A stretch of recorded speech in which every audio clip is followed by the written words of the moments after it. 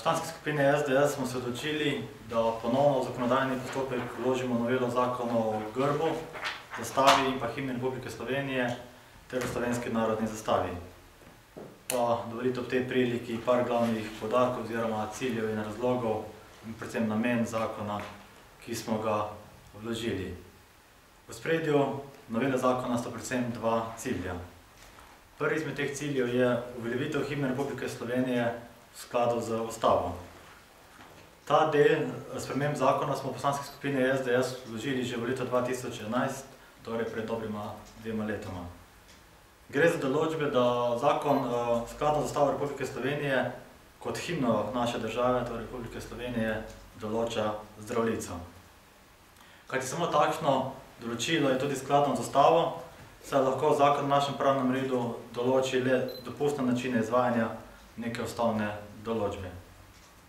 Himna naj bi se v svoji ustavno določeni obliki, torej celotna himna, izvajala ob vseh slavnostnih priložnostih, obvezno pa na državnih proslavah, ob državnih praznikih Republike Slovenije. V Poslanski skupini SDS pa se zavedamo, da bi se v nekaterih primerih izvedba celotna Zdravljica lahko iznakazila oziroma bi povzročila določene težave. Tako je recimo na primer pri izvedbi športnih prireditev, predvsem športnih in drugih prireditvah v tujini. Zato je v zakonu določena tudi možnost uporabe himne v skrajšani obliki, ki pa obsega 2. in 7. kitico pesmi oziroma Zdravljice. V skrajšani obliki je izvedba himne dopustna, če se izvede v naslednjem zaporedju, najprej 2. kitica, potem pa sledi celotna 7. kitica Zdravljice. Takšno zaporedje je določil že sam njen pesnik France Prešeren in v takem zaporedju vrednote Zdravljice zasijejo v vsej svoji lepoti in luči. Nadaljnje krajšanje besedila himne pa ni dopustne in se morebitna takšna izvedba ne more več šteti kot izvedba himne Republike Slovenije po tem zakonu.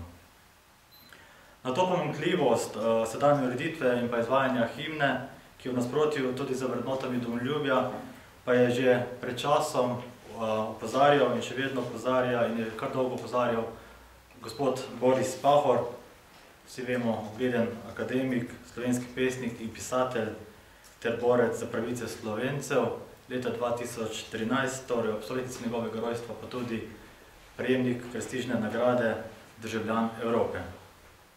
Torej, za izvedbo himne v skrajšani obliki, torej v obsegu 2. in pa 7. vrstice, sledimo tako idejam Franceta Prešerna, Borisa Pahorja in pa tudi ustavnemu redu Republike Slovenije. Tudi druga sprememba zakona, ki smo jo pripravili v Poslanski skupini SDS, sledi ustavni ureditvi naše države in sledi vrednotam domoljubja.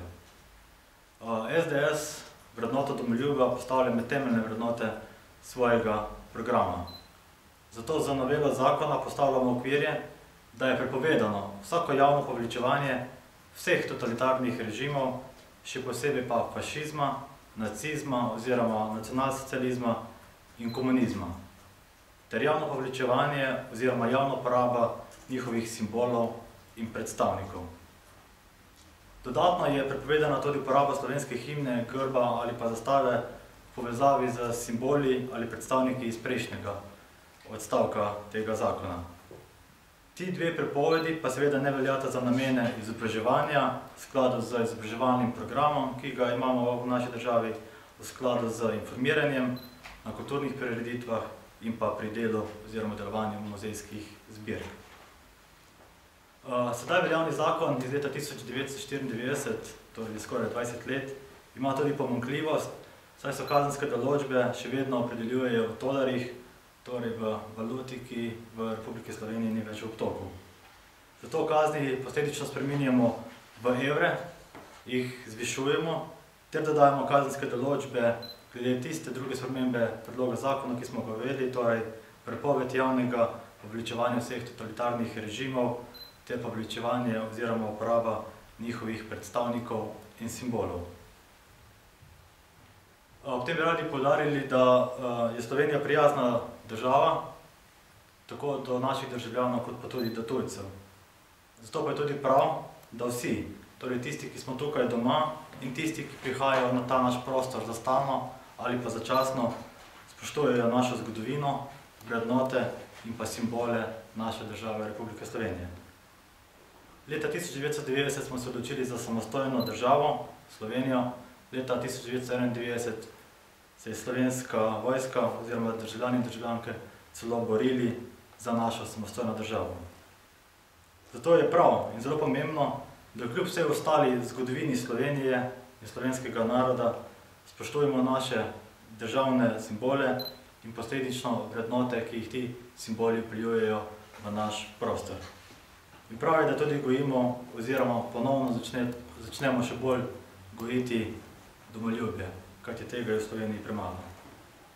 Za zaključek, v poslanski skupini SDS tudi menimo, da je razprava o naših simbolih in pa domoljubju še posebno pomembna v času, ko našo državo prevevajo debato o levih in desnih ekstremistih in pa ekstremizmih. Najlepša hvala.